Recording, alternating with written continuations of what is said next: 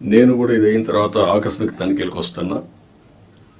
నేను అప్పుడప్పుడు అంటున్నాను 95 CBN చూస్తారని.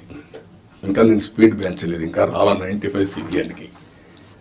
అప్పుడు కొంతమంది తెలిసిన వాళ్ళు ఇక్కడ ఉంటారు, మినిస్టర్స్ కూడా అప్పుడు పరిగెత్తేసేవాళ్ళని. వీళ్ళు పరిగెత్తిచ్చేవాళ్ళం, మేము పరిగెత్తేవాళ్ళం.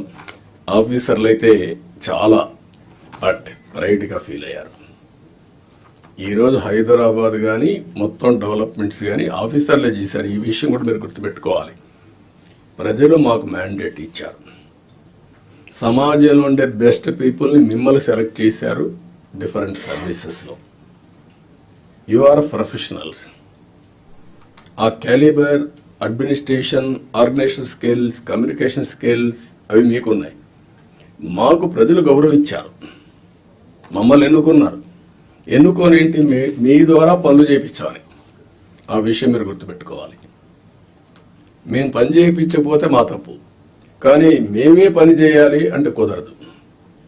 మా బ్యాక్గ్రౌండ్ ఇవన్నీ వచ్చినప్పుడు ఈ విషయంలో మీరు అందరూ కూడా క్లారిటీ పెట్టుకొని ముందుకు పోవాల్సిన అవసరం ఉంది.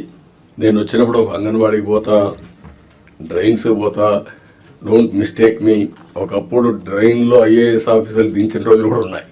దిగి చూడమా ఎట్లుందని మీ ట్రైన్ ఒకసారి దిగండి, మీకు ఒక ఐడియా వస్తుందని తిప్పి చూపించిన రోజులు ఉన్నాయి. చెత్త ఉంటే అవన్నీ చూపించిన రోజులు ఉన్నాయి. అక్కడే మీడియాలో ఎక్స్పోజ్ చేసిన రోజులు ఉన్నాయి.